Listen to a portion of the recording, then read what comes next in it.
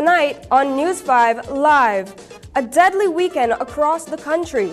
3 persons perish in separate road traffic accidents. The UDP tells its delegates no national convention in October. An autopsy reveals that Daniel Cal died of lung inflammation and chronic alcoholism. And there's no rain, but the streets of the old capital remain underwater. These stories and more coming up on News 5 Live.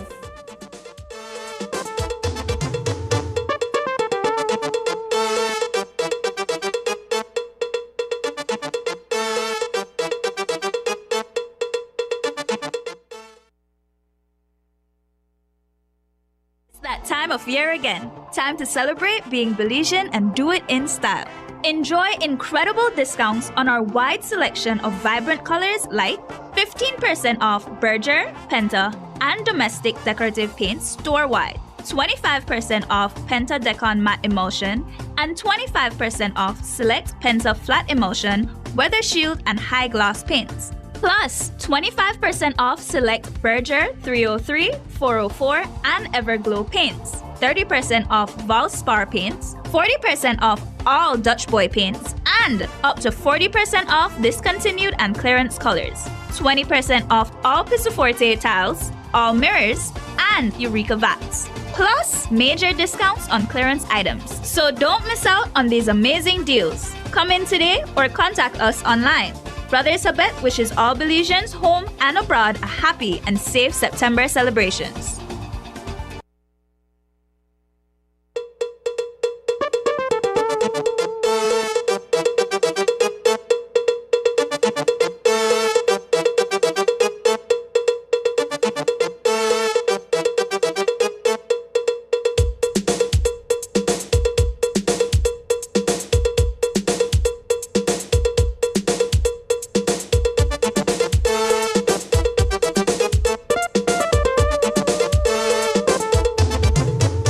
This newscast is brought to you by the Belize Bank Limited. Our country, your bank. Good evening. Welcome to News 5 Live for Monday, September 16th. I am Elise Gayon Vernon. A fatal road traffic accident has claimed the life of yet another Belizean. Over the weekend, 64-year-old Melva Myers was traveling with her 3 grandchildren on the George Price Highway. Behind the steering wheel was her daughter, Tiffany Licona, who was headed towards Belize City. Reports are that after overtaking a pickup truck around mile 14, Licona lost control of the vehicle and crashed into a fence on the other side of the road. Licona and the 3 minors escaped grave injuries. Myers, however, succumbed to her injuries on the scene. Here's News 5's Brittany Gordon with more details. The death toll from fatal road traffic accidents across the country continues to climb at a staggering rate. On Saturday, around 7:30 a.m., 64-year-old Melva Myers was being driven to the Philip Golson International Airport by her daughter, Tiffany Licona.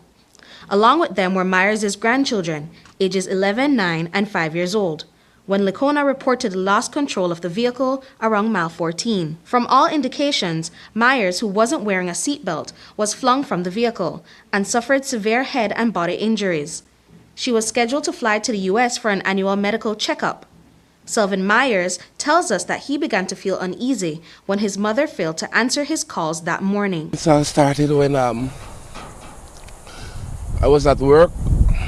I was at work at the booth by Belcan, and like I left the night before and I kissed her on the forehead. I tell her, I said, "I love you, Mama." She said, "I love you more, son." I said, "Oops, I will hike from Belama tomorrow when I come off work." I say, "I go hike for see you catch the iron bird." But in the morning I never call and ask nothing. But then I say, "I know go to the airport too early because from Belama to the airport very short." So I said I want to call and see how far it is so I could make my way there, because I know I only need half an hour, the most. So I call her phone, and I get no response. So I call my sister phone, I got no response either. Then I felt so funny, I felt so bad I had to sit down. And I even started to pray much harder. After another attempt to reach his family, Myers' niece answered the phone and informed him that they had been in an accident.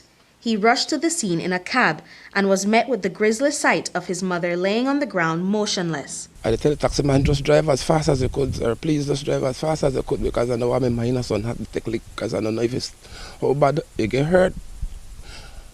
But when I reached, I saw my sister sitting down, and she was band up on the left side. And then I get a glimpse of my mama lying by the vehicle and the fence, you know. And I went there and I tried to do chest compression or CPR. I felt the pray for a pulse or something. I tapped her foot bottom, and somebody said, your mama died already, brother. So I saw them had a little sweater thing over my mama face, and I kind of lifted it up, and I saw like frat from her mouth. Then I just started to cry and cry and cry, because I should have met her in the airport. The family was transported to the KHMH, where Melva was pronounced dead on arrival. Licona sustained injuries to the left of her body and underwent surgery today. The 3 minors were not seriously injured. According to her son, Myers was blind in one eye and losing vision in the other, often requiring assistance to get in and out of vehicles. When I am at home and mom would get in any vehicle, I will go and I will fix the seat belt for her personally. I will even escort her to the vehicle to see that she don't fall, because she's totally blind from one eye, but see a small percentage out of the other. But she believed that she could do everything alone, and I not trust it, you know. I tell her, I don't want you to fall, mama. So I hold her hand and I would take her all the way from here to the vehicle there. And if she go out late, I would take out the light and I plug in the light right on the corner so she could see, and even go meet her. I put her in seat belt. But the way I saw it, my mama was flung from the vehicle, you understand? More heart-wrenching for Myers was the way in which his mother died. For as long as he could recall, his mother had been terrified of traffic accidents. He even paid it more because my mama, she feared the road very bad. She didn't even like hear about accident at the house she saw. I tell she about some tragic accident when I go up on the scene, as I have 23 years in the police department also. And I go up on some real tragic scene. She would have said, "No, tell me about it, son. I catch cold scene like that." So when I saw her out there like that day my heart just dropped, you know, because I say, the same thing that my poor mama fear, that's the thing that took her life. Myers says that his mom was the most outstanding person he ever knew. He recalls times when she would go out of her way to assist the less fortunate, such as a family in need of a wheelchair for a young daughter. I know a lady who have a wheelchair to give away, son. I will talk to the lady and I will take the wheelchair for the little girl, like for the little girl mama. I say, man, my mama not even 100% healthy like that. But I never get vexed, because I say up and down the child with this wheelchair. But I could tell you, my mama was and is and will always be the best. You know, who want to tell you the truth about my mama could tell you that Elizabeth Myers was a wonderful human on the face of this earth, you know. Brittany Gordon for News 5. There's been an alarming increase in the number of road traffic accidents across the country. Several of them were caused by reckless or negligent drivers. This week alone saw 3 fatal accidents in southern and western Belize. Today, police made an arrest for an incident that occurred on February of 2023. Last year, 2 people were killed after being knocked down by an ambulance. The incident occurred near the Beaver Dam Bridge in St. Matthew's Village. The victims, 41-year-old Aurelio Ayala and 21-year-old Joanna Somoza, were attempting to cross the bridge on a motorcycle when the driver of the ambulance, Josh Barrias that is, collided into the back of the bike.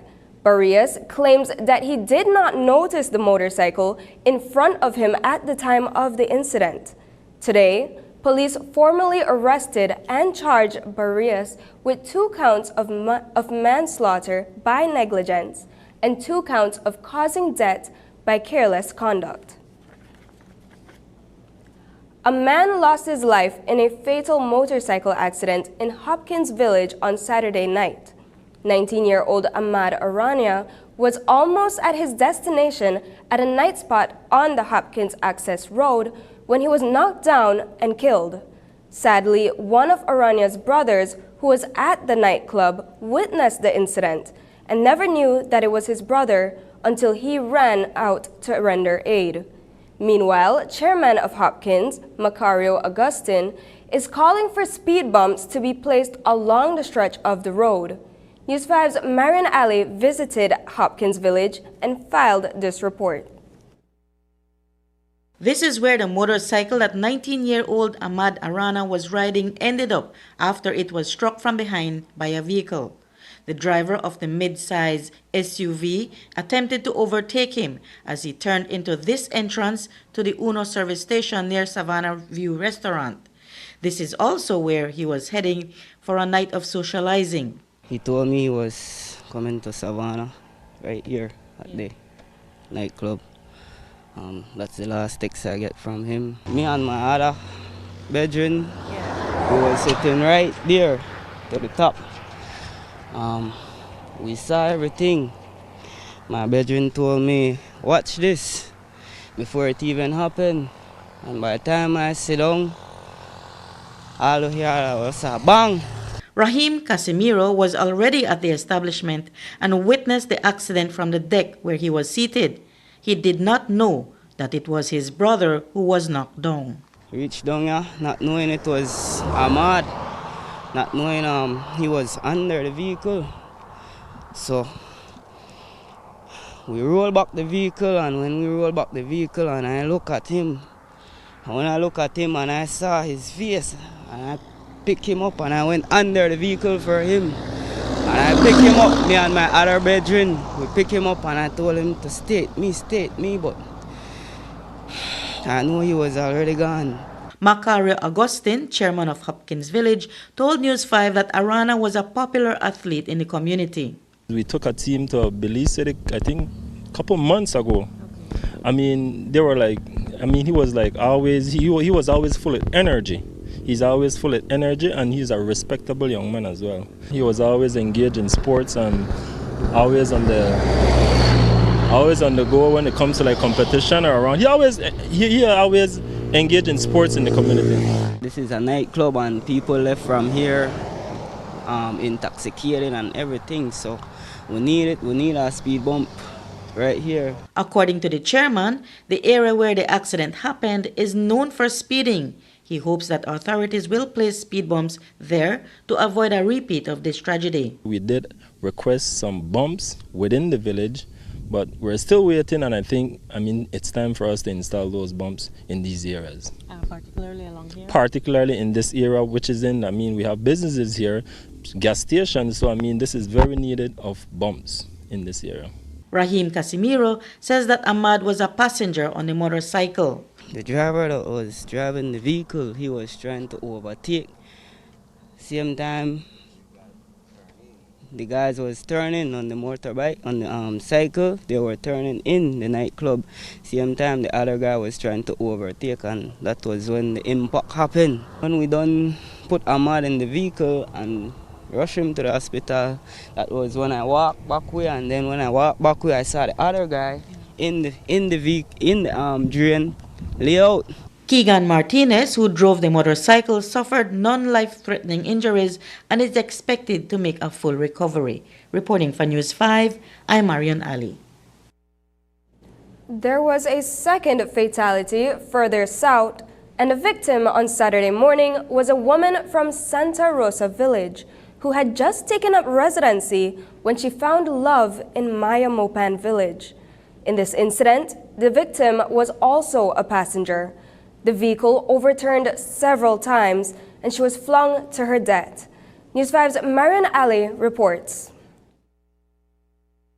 Melanie Cal had just moved from Santa Rosa to Mayamopan Village a few weeks ago when she reportedly found love.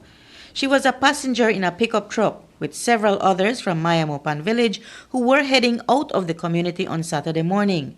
The vehicle never made it out to the highway, however, because it somehow flipped, killing Cal. Between the hour of 11 and 12 o'clock, I received a call from one of a driver that was traveling towards Jarstone. They asked me to go and check that there was a fatal accident on the road close to Mayamopan, and I made my way there. And when I reached there, of course, there was a black pickup truck that is on the way, on the road. Chairman of Mayamopan, Raymundo Peck, told News 5 that they rendered assistance to another passenger who had suffered a broken leg. Cal, however, was already apparently dead, he said. When I made more checks, then I find out that there was a body lying close to the vehicle. Yeah, and there were family members there that were wanting to take the body that has passed away, but I told them that they couldn't remove the body because for the police, no. So that's the reason why they had to leave the body, except the one that has a broken knee. They had to transport that to the hospital. Peck said that the accident happened near the site of a previous mishap and that it appeared the driver simply lost control of the vehicle on the dirt road. You can see where the vehicle wheel passed out of the road, and the vehicle went back on the track, but then I believe there's where she lost control. Yeah, and flipped. Yeah. Police are yet to share details of the accident. Reporting for News 5, I'm Marion Ali. Coming up, party leader Shine Barrow explains why the members of Alliance for Democracy are constructively resigned.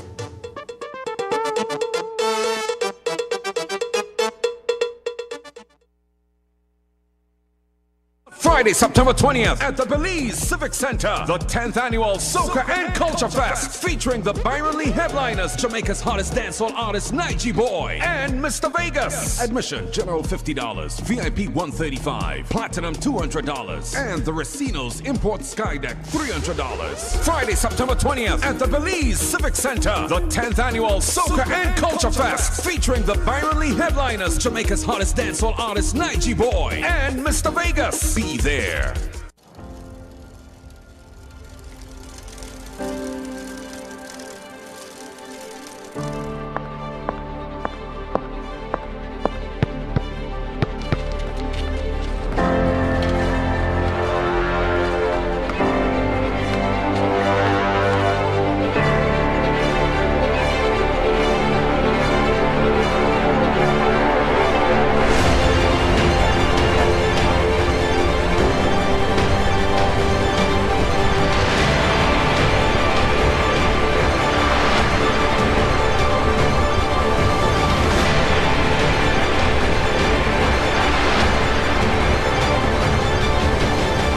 Every moment of every day, crystal water is taste you can trust. With the steady increase in prices, it's hard to hold on to your hard-earned cash.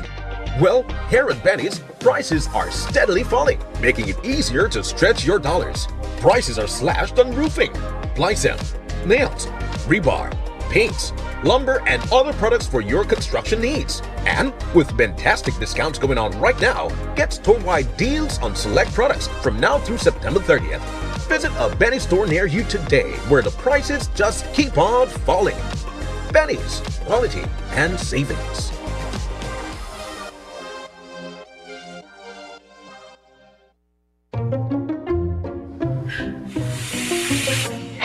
Tell me, what about our one today? I recently done a Red Gal video. I get more views than Harriet. And you know one person had the nerve to post that I not even a Red Gal? I mean, like, what that mean anyway? Well, here what about me? Every time I go buy meat pie, and I go, so, nothing in there. Nothing. Nothing. Nothing. So this is my issue. I over 18 and I want known artist. And you could believe Mama still expect me for wash dishes? I'm not got time for that. I out there for dishes. Yes. And you, sir? Well, I don't really got their kind of problems, you know. Ever since I switched to DJ and signed up for my unlimited postpaid plan, life stress-free. Nothing bother me or my connection no more.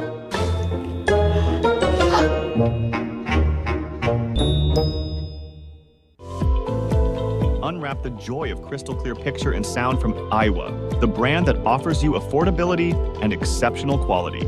Iowa has a wide range of exceptional products to choose from, such as TVs, speakers, headphones, home appliances, and much more at affordable prices that won't break the bank. Enhance your audio-visual entertainment experience with Iowa, and for your convenience, parts are readily available in country for hassle-free maintenance. You can find Iowa products at your local electronics store countrywide. Choose Iowa, the best in home entertainment and household appliances.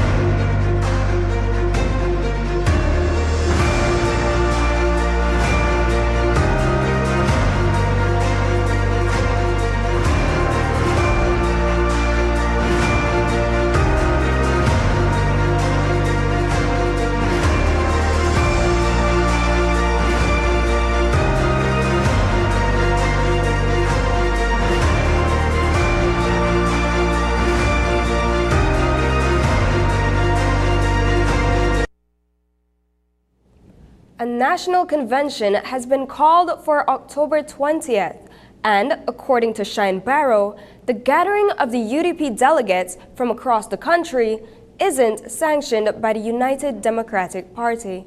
The special unity convention was announced by the Alliance for Democracy earlier this month, amid a widening chasm within the UDP.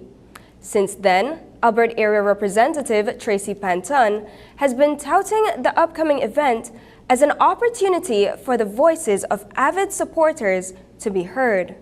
On Sunday, the chairman of the UDP sent out a public notice to all delegates, echoing the executive's decision that members of the alliance, including Patrick Faber, Tracy Panton, and John Saldivar, have been kicked out of the party.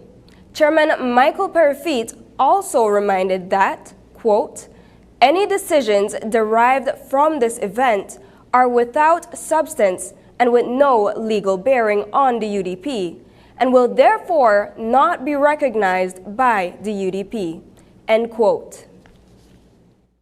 There is no national convention on October 20th. It's similar to me coming into the House and telling the Speaker, you have to vacate those seats, and I don't agree with your decision. And I implore the media to be responsible, right? John Saldivar is not a member of the UDP. Patrick Faber is not a member of the UDP. Tracy Panton, not a member of the UDP. So whatever activity or convention that they will be having is not a UDP convention. We have an elected party chairman. We have an elected leadership executive. People, no matter how long they were members, no matter how long they've served in Parliament, it doesn't give you the right. So what if I get up now on the adjournment and say, November 6th, we're going to have a general elections, and I invite everybody to come out. Are you going to say, well, if everybody come out and vote for the UDP, then you will be the Prime Minister? Shine, it doesn't work like that. It is in the UDP constitution that their behavior is illegal and their behavior warrants expulsion, and it is in the UDP precedent from the former party chairman, Mr. Patrick Faber, under the leadership of Dean Barrow, under the MPC, according to him, CEC, everyone voted that due to the behavior of that member that he was constructively resigned. So according to our party, there is precedent. According to the violations of the Constitution and the MPC, they are no longer members of the party. And that was not a Shine Barrow decision. That was not a Michael Perry decision. We voted on that as a party and we move forward. Following Friday's House meeting, opposition leader Shine Barrow told reporters what other members of the UDP executive had been saying previously, that all efforts were made to resolve the issue through mediation. It was our hope that we could mediate, as you've heard, many of the executives, not me. This is the first time you're talking to me in a few weeks, and you've heard several members of the executive of the United Democratic Party tell you the truth, not the propaganda that they were spreading, and explain to you that we have done everything to try to accommodate some type of mediation. So we had anticipated by the constructive resignation, which was the precedent in 2011, that would jolt them into coming to their senses and we could return and focus on the People's United Party, because it really is a shame and an attack on our democracy when every time we speak, we need to speak about two members who can't have their way and are causing this distraction and this disruption until they get their way. Importers of diesel fuel and biodiesel will pay a standard tax for petroleum oil, following the passage of a new piece of legislation in the National Assembly. On Friday, the Briceño administration introduced and read through the bill in the House of Representatives. According to Prime Minister John Briceño, the reason for the tax being applied evenly is because there are no facilities in the country that can test regular diesel from biodiesel. But the practical effect is that all diesels are going to be paying the same tax, because somebody could be digging real diesel instead of biodiesel, and they have no way of knowing that. You have to take that. I'm told that it has to be sent to El Salvador to be able to test. We don't have the test here. So for practical reasons, it just means that any fuel that's called diesel will have to pay the same tax. In this case, Puma, that has an established network and services that they've been providing to this. After the break, Daniel Cal died from inflammation in the lungs. But first, here's the weather update with data from the Belize Met Service.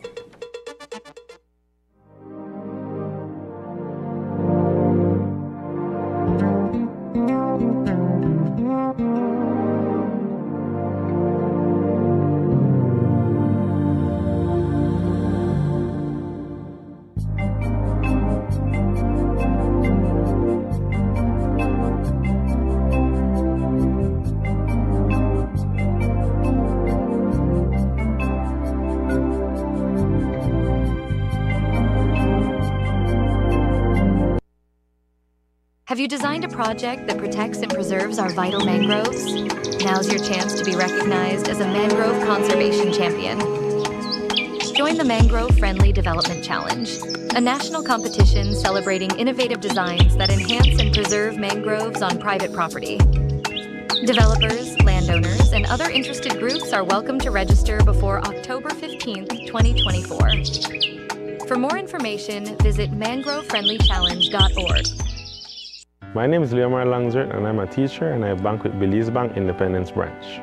What I enjoy is the safety features that the app offers. I have a sense of not having to worry or be concerned about somebody finding my password and username to sign in the application because of the use of the one-time password. And another feature that I love, that I use the most, is how the app synchronizes with my fingerprint on my device. I enjoy the rapid and easy, seamless process to apply for loans through the Belize Bank, and I don't have to be having too much back and forth to visit or take time to visit the bank. They also start to offer the online applications through the app for loan applications, which I believe is very neat. I would definitely recommend Belize Bank to other teachers because one of all the features and advantages that the app offer with these online that Belize Bank offered is basically everything that you can do in the palm of your hand. So I would definitely recommend the bank to other teachers.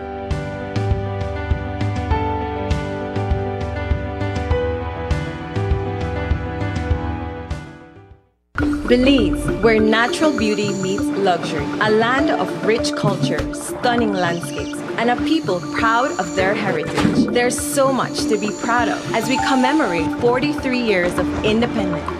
At Design Depot, we're inspired by the strength, growth, and pride of our country. With a focus on trust and excellence, we're here to serve you by our commitment to quality and by offering only the finest products and exceptional service. From all of us here at Design Depot, we wish you a safe and happy September celebrations. A nation proud and free.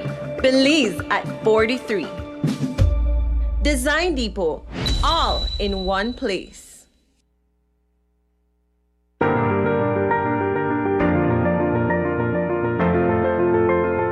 LG dual inverter compressor cools air faster by operating at speeds as high as 120 Hz with more stability compared to conventional models.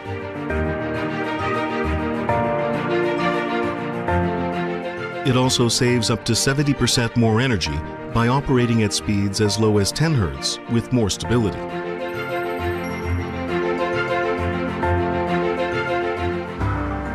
It reduces torque vibration down to 40% for quiet outdoor unit operation.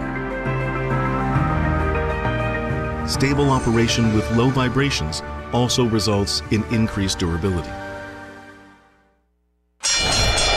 Ladies and gentlemen, this is what you've been waiting for. In this corner, we have the masters of limitless power and unbeatable connections. Pioneers of 4G LTE in Belize.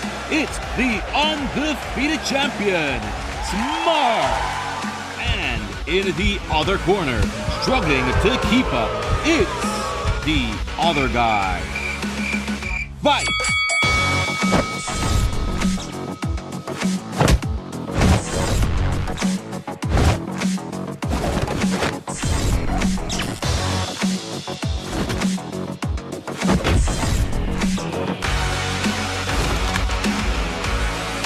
Tired of getting blow after blow from a plan with the other guys? It's time to tap out and join the winning postpaid plan provider. Smart's postpaid plans are a total knockout to the competition, and they have once again powered up their postpaid plans. Sign up for one of Smart's boosted postpaid power plans today and experience the victory of superior service. Smart, bringing people together. A Belmopan resident died after being held in police custody for 4 days. He is 26-year-old Daniel Cal. A postmortem was conducted on his body today. The examination concluded that Cal died from widespread inflammation in the lungs and chronic alcoholism. His family alleges that he was abused at the hands of the police officers while in custody at the Belmopan police station. There were clear signs of injuries on his body. On Friday, the Minister of Home Affairs, Karim Musa, said that Cal was suffering from seizures while in custody. But Cal's family denies he had any history of seizures. News 5's Paul Lopez reports. 26-year-old Belmopan resident Daniel Cal died at the Western Regional Hospital after being in police custody for 4 days. According to reports, he was detained on the evening of September 6 for allegedly being in possession of a stolen motorcycle. He was held inside a cell at the Belmopan police station. 4 days later, on Tuesday, September 10th, his family made a horrifying discovery. When my mother and my sister met my brother, he was already on the ground. His hands, like how my sister said, was all pale. His eyes were already in. The police Sergeant Moody told my mother that my brother's in the cell and my sister and my mother should be the one to go and get him and beat him. And then after that, they still had the audacity to tell my mother that they should wash the cell block after everything my brother was in through.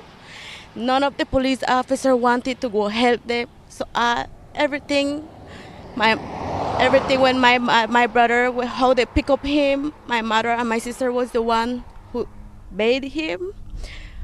And So they actually went into the cell block? Actually went into the cell block. My mother and my sister actually went to the cell block. That's where when they found my brother lying on the ground, just with boxers, had no clothes, nothing on. Carl's family tried to see him on several occasions that weekend when they visited the station to take clothing and food for him. They were reportedly told to leave the items and that they would not be allowed to see him. Furthermore, Carl was to be arraigned at the Belmopan Magistrates Court on Monday the 9th of September. His mother was waiting, but police never showed up with him. After the discovery in the cell, Carl was rushed to the Western Regional Hospital. When we reached at the hospital, that was where my mother, we saw bruises on his cheeks, his two legs, his hands, and when the bed had some blood, and then we were wondering which part the blood was coming out. That was when the big stitch on his head was there. We went to leave because he would usually have some electrolyte because so when my sister went, they would just get the stuffs, and they supposedly said they will give my brother. And on Tuesday night, we did found out that he was supposed to go on Monday. My brother was supposed to go on Monday at court. He didn't went. On Friday, Minister of Home Affairs Karim Musa told reporters that an investigation has been launched into the matter. He said that a review of surveillance footage reveals that there were no instances of police brutality while Carl was in custody. According to Minister Musa, Carl was suffering from bouts of seizures. From the information that I'm receiving, it was seizures that he was suffering from. And so he was again taken back to the hospital on Wednesday, and I believe he passed away on Thursday. Because it was a case of not in custody death, but shortly after being in custody, we have asked the NFSS to expedite the post-mortem. I have been assured that that will be done on Monday, because that is extremely important for the family to have some resolution as to the cause of death. Because of course the family has their speculation, they're skeptical about what might have happened, and so that is absolutely essential. I have also reached out to the Ministry of Health personnel to contact the doctors at the hospital that treated Mr. Carl when he was taken there on Monday, and then thereafter taken there again on Wednesday, for them to indicate whether Mr. Carl during his time there at the hospital had indicated anything to the doctors, because I believe that there's some sort of insinuation that police might have hit him. But from the accounts that the police have provided so far, it seems that the knock on his head was as a result of the seizure he suffered. Today, a post-mortem was conducted on Carl's body. That examination concluded the cause of death was acute respiratory distress syndrome, or respiratory failure caused by widespread inflammation in the lungs. The examination further reveals that chronic alcoholism also contributed to his death. Carl's family contends that he did not have any history of seizures. And like I said, we want justice for my brother. My brother died in there. Police killed my brother. My brother had no sickness, none. So he did not have any medical history of seizures? No medical, no seizures, no nothing. My brother was healthy, everything. My brother even had a lunch with him from Friday. He was good. He has no bruises, he has nothing. And like they were saying he had seizure. If they knew my brother had that, we were there Monday. My mother and my next sister, me and her were there the whole day waiting for him to go to court, and he didn't went. And why didn't they told us that my brother, was suffering from something, to let the family know. Reporting for News 5, I am Paul Lopez. On Thursday, 61-year-old Ubaldo Guzman died after being viciously chopped with a machete by a drinking companion. The incident occurred in Guzman's home in Santa Elena town while he was drinking with Peter August. Reports are that the two engaged in an altercation during which Guzman allegedly attacked August with a machete. August claims that he only retaliated in self-defense, resulting in Guzman's death. On September 14th, police formally arrested and charged August with manslaughter. On Friday, we spoke with Guzman's niece, Shamira Badillo, who told us that she never knew her uncle to be aggressive in nature. Do you know him to be sort of an aggressive person, or when he drinks, what kind of, he's known to do anything like this? Well, so far we don't know. I know sometimes, yes, he should take his drink something, but in an aggressive way, I never know about that. So what are the next steps for the family as you guys grieve together? What are you hoping for will come out of this situation now? Well, not sure. Well, right now we're just waiting because his son just told me this morning that he always used to say the day he died, he wants to be buried at San Francisco Ranch. There, my grandmother and grandfather is there too. So he said he will call. They are relative to us too. So he will call and ask permission. As you guys process this together, do you feel that, it's sort of, you can depend and lean on each other to help you guys get through this difficult time? Yes, it's a reunited family, so I think all will go okay. And he's resting, but in a hard way. Earlier this month, Los Angeles firefighter Gilbert Lightburn Jr. was remanded to prison until October 30th after an altercation at Shisha nightclub resulted in him stabbing 3 people. Lightburn claimed that he was acting out of self-defense and that he had been robbed that night of his phone and other valuables. Acting upon information received on September 9th, police launched an investigation into 43-year-old police officer Hercel Garcia. Hercel was captured on surveillance footage attempting to pawn 2 14-carat Miami Cuban link chains valued at $30,000 and $20,000, as well as a $7,500 American Buffalo Indian head coin cased in 14-carat gold.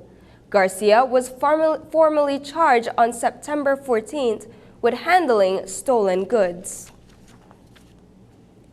A police operation in Orange Walk District this morning led to the discovery of 875 cannabis plants on a plantation. The officers descended on the farm shortly after 4 a.m. and carried out the operation. The plants they found measured between 2 and 6 feet in height. No one was found in the vicinity, and the plants were uprooted and destroyed by fire. When we return, floodwaters and high tide inundate Belize city streets.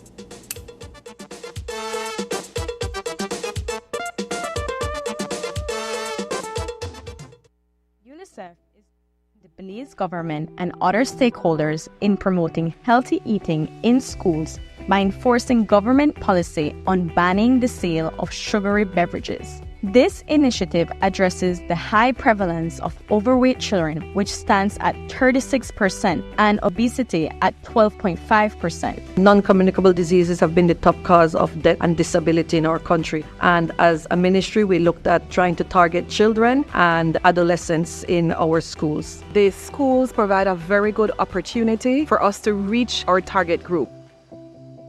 So we have our health educators and community health workers who are really taking on this campaign into the classroom settings. The campaign at my school restricts how much soft drinks that I intake, and also with the unhealthy chips, it allows me to stop eating it as often as I would. I prefer eating healthy because the healthy foods taste delicious and it benefits my body. My favorite fruits are orange, apple, and banana. They taste delicious and they keep me healthy.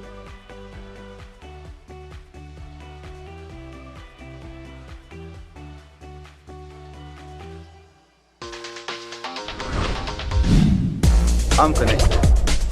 Yo. I'm connected.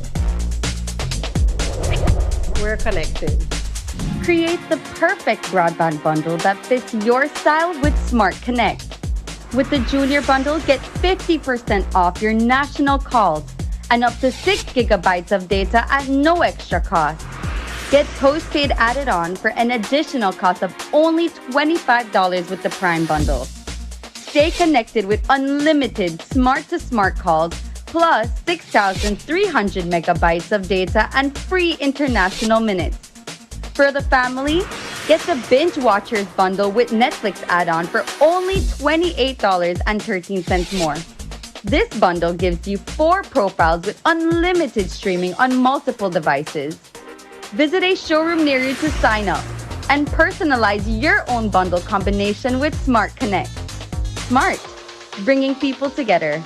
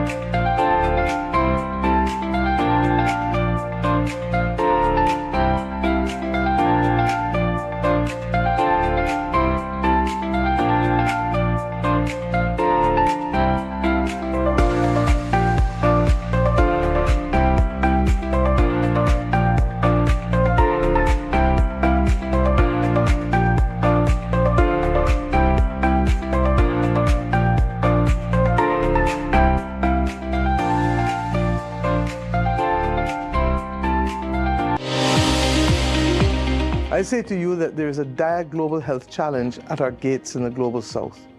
We have experienced an exponential rise in cardiovascular disease, chronic respiratory and infectious diseases, cancer, diabetes, air pollution, mental health challenges, malnutrition, and all of this while the climate crisis has impacted us and our environment and will continue to do so. We, the citizens of the Caribbean, are faced with a simple choice. What will our future be? Be viewing Caribbean Medical TV on this station. Over the weekend and leading up to this morning, it appeared as if Belize City experienced a tropical storm that dropped at least 4 inches of rainfall. Streets across the city were flooded, but there has been little to no rain in sight for the past few days. In fact, it has been extremely dry and hot. So what explains the flooded streets? The speculations were that an unusually high tide came in and inundated the streets with water. Well, the National Hydrological Service is saying that the flooding is because of both the high tide and floodwaters swelling the banks of the Belize River and Halover Creek. News 5's Paul Lopez reports. Streets across Belize City have been inundated with waters for the past 3 days, but there has been little to no rainfall. Sharon Gulap lives on Mex Avenue. She has lived at this exact location for several decades. She's now witnessing something she says she has not seen all her life. Yes, the water is coming up pretty high. It comes like 4 or 5 inches across the bridge.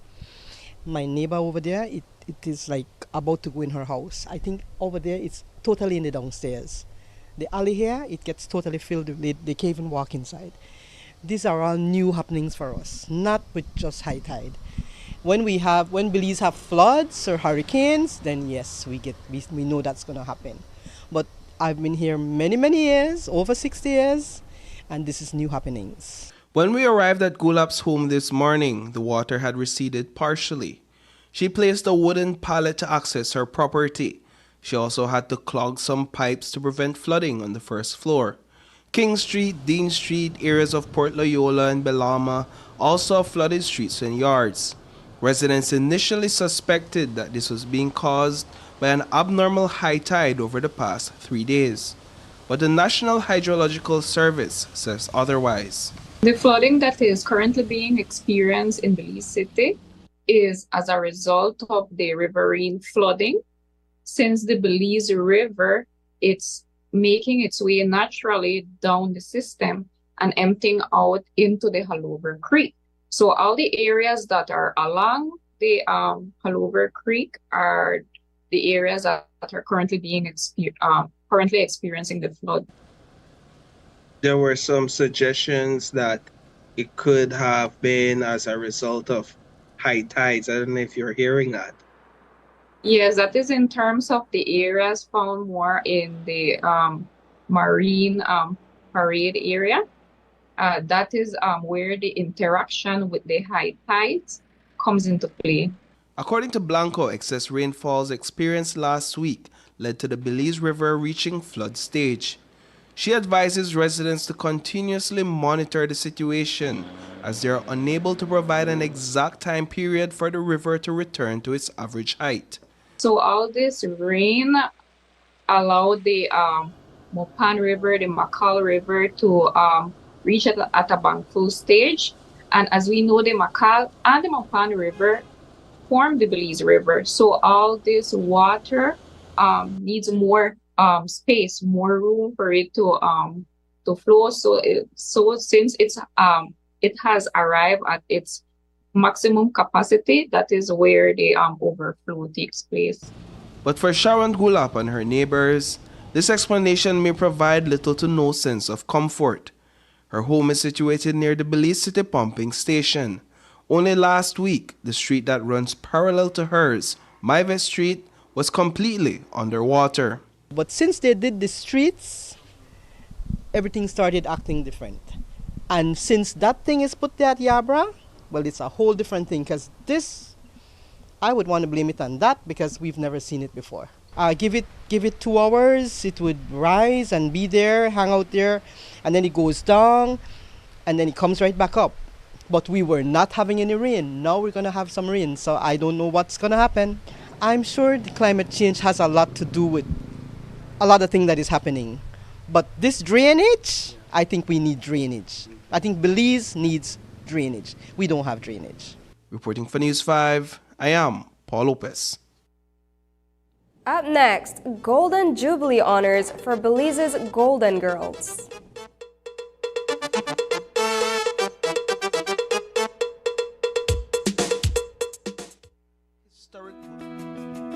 La formación del Centro Neurológico del Hospital Galenia es que esas enfermedades que son altamente complejas y que muchos de nuestros pacientes tenían que emigrar hacia otra parte de la República u otra parte de México ahora puedan ser atendidos aquí.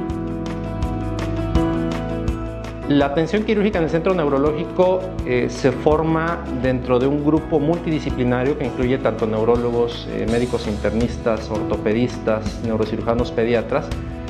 Y este esfuerzo que se ha realizado para conjuntar todos los especialistas es para siempre brindar al paciente un abordaje multidisciplinario y transversal. Evidentemente, mientras más rápido podamos llegar al diagnóstico de los pacientes, más rápido podemos tratarlos, resolverlos y por ende mejor resultado vamos a tener al final. Entonces creo que la prioridad y el fundamento principal de un proyecto como este es justamente eso, que no se pierda tiempo de forma innecesaria para poder al final del día llegar al mejor de los resultados con un tratamiento completo, integral y oportuno. Y las visiones desde diferentes perspectivas nos permiten tener pues el mejor tratamiento y la mejor opción para el paciente. Tenemos la capacidad técnica, operativa, profesional y la infraestructura de poder establecer una atención neurológica de alta calidad.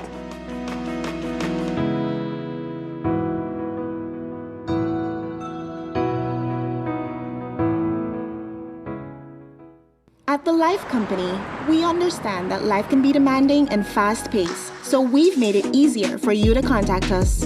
Wherever you may be, and at your own convenience, you can now access our services through our social media platforms. RFNG Life is pleased to introduce our new LifeBot service. Request a quotation, make premium payments, speak to a customer service representative, and more from right where you are in the palm of your hands. Visit our website or Facebook page or WhatsApp us at 671-5143 to try out our new LifeBot service today. RFNG Life Insurance, the Life Company.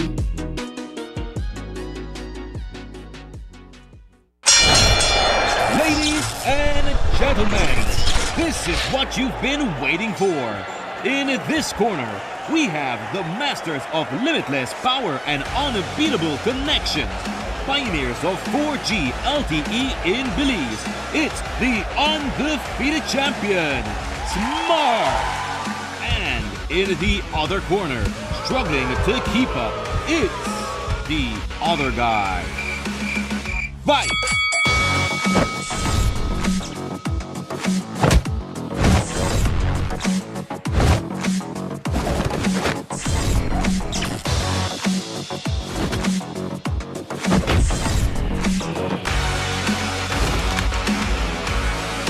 Tired of getting blow after blow from a plan with the other guys? It's time to tap out and join the winning postpaid plan provider. Smart's postpaid plans are a total knockout to the competition, and they have once again powered up their postpaid plans. Sign up for one of Smart's boosted postpaid power plans today and experience the victory of superior service. Smart, bringing people together. The Office of the Prime Minister invites you to the National MSME Roadshow 2024. Join us for free workshops in marketing using AI, finance, business planning, and customer service. Connect with financial institutions for access to finance opportunities, meet with key government agencies, and showcase your business at the Roadshow Expo in an effort to get more locals to buy Belizean. We will be in Orange Walk Town, June 13th to the 15th, PG, June 27th to the 29th, Corozal, July 11th to the 13th, Benque, July 25th to the 27th, San Pedro, August 15th to the 17th, Key-Cocker, August 23rd to the 24th, Belmopan, August 29th to the 31st, Hopkins, September 13th to the 14th, San Ignacio, September 26th to the 28th, Tangriga, October 10th to the 12th, Placencia, October 18th to the 19th, and Belize City, October 24th to the 26th. Sign up today for the National MSME Roadshow. For more information, follow us on Facebook at Beltrade or call us at 880-3737. Sign up today for the National MSME Roadshow. Let's get your business on the road.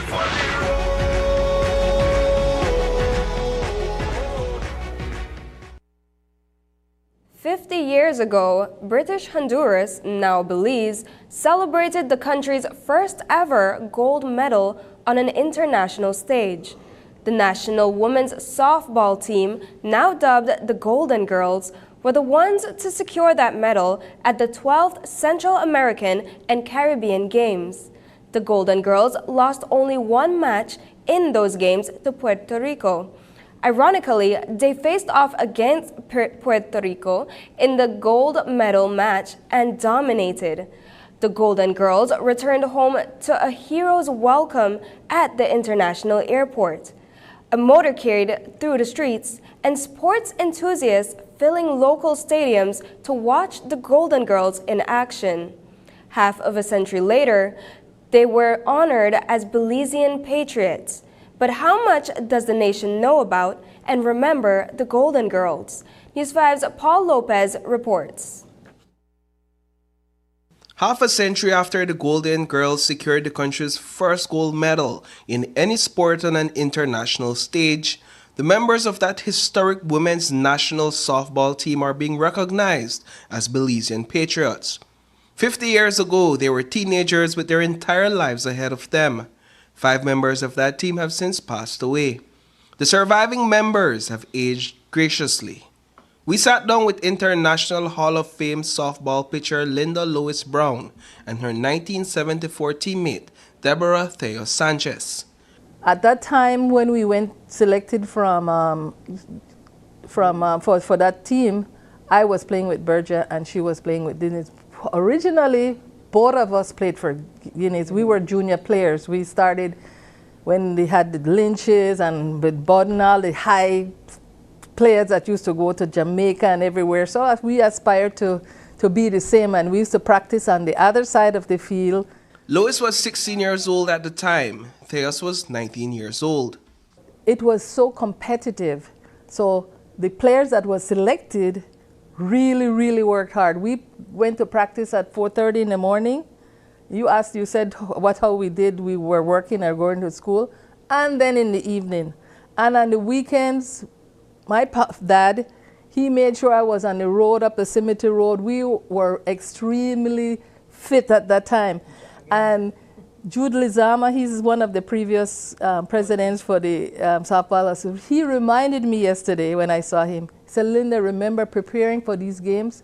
We played against the men team. Before being selected for the national team, Lois and Theos were rivals on the softball field. But on the national softball team, they were encouraged to put aside their differences and egos to represent Belize.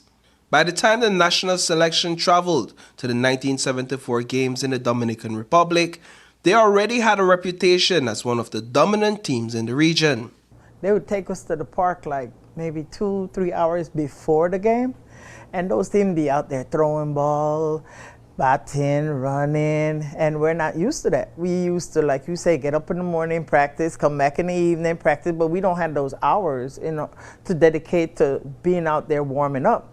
So I think Mr. Lashley, he made a very intelligent decision when he said, look, ladies, we're not going to kill ourselves out here. We're not going to lose this game by staying out here with these people. Come in, sit down, take a look, observe what's going on, and then when it's time for us to play, we'll do what we normally do. 50 years later, they have a hard time remembering the exact statistics of each of the games played, except for the gold medal match. In that matchup against Puerto Rico's national team, they won convincingly over their opponents, 14 runs to 2. News of this first international gold medal went across the Caribbean and made its way back home before their return. To tell you the truth, from that day till we landed and after we landed, the reception we got from Belizean community was amazing. I could still remember and coming at the airport, greeting by a whole lot of people at the airport.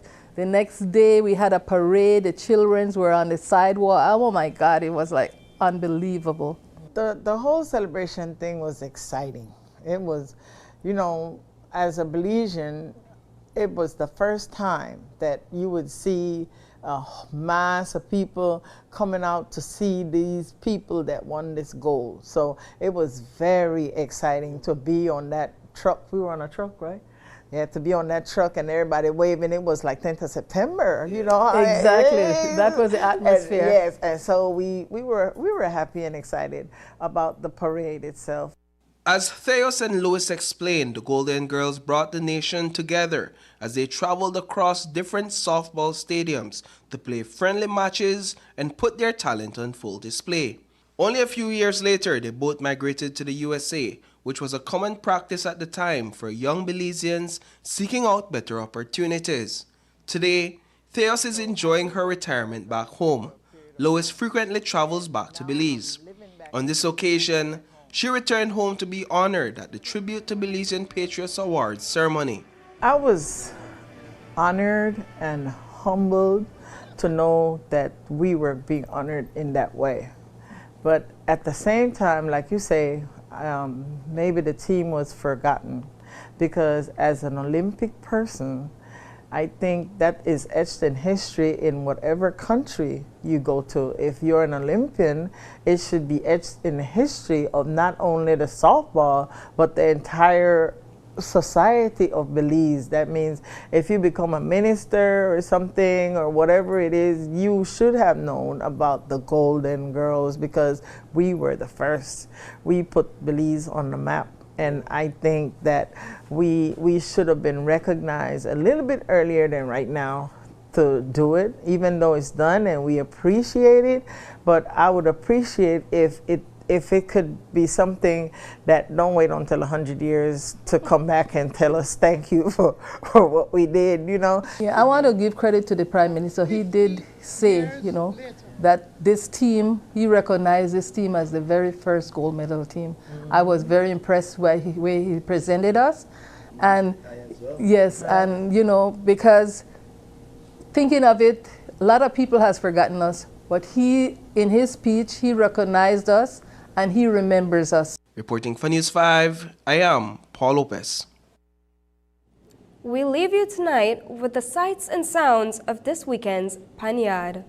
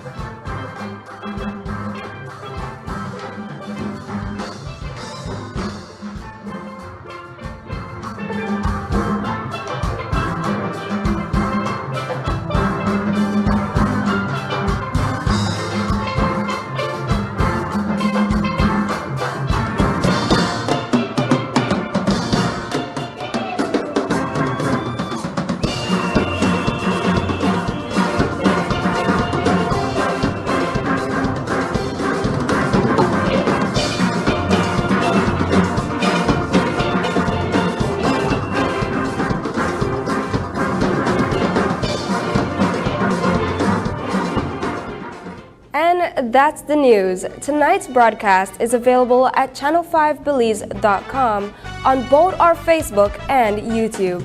I'm Elise Gayon Vernon, and from all of us here at News 5, good night.